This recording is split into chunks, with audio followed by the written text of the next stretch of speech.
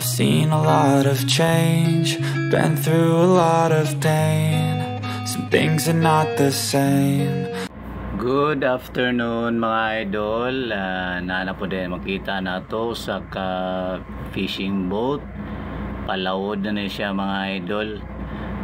Fish carrier na siya, mao ni ang magkarga og isda.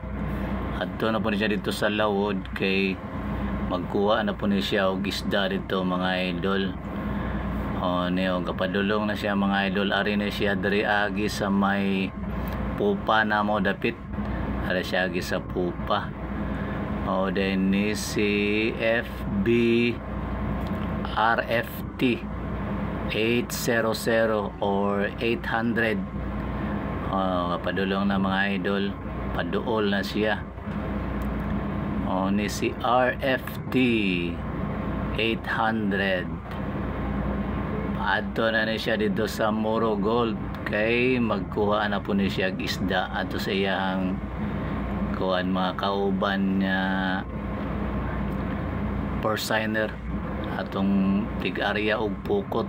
Adto na siya dito mga idol, mo sipside ni siya sa porciner, balhin tong mga isda diri sa ila ikarga. Ni mga idol, si FB RFT 800.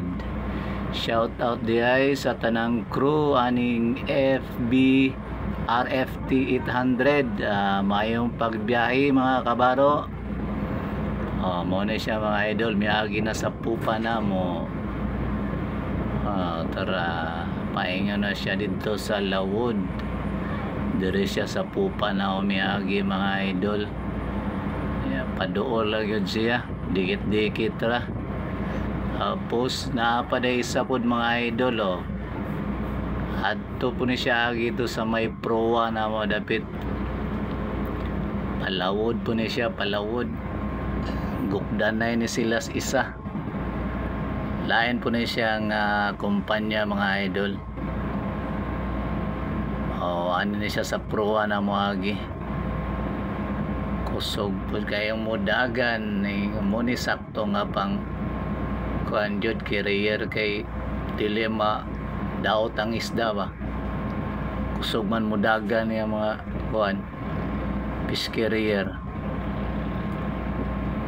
Ni sila mga idol. Agi na po ni siya diri sa may proa na mo.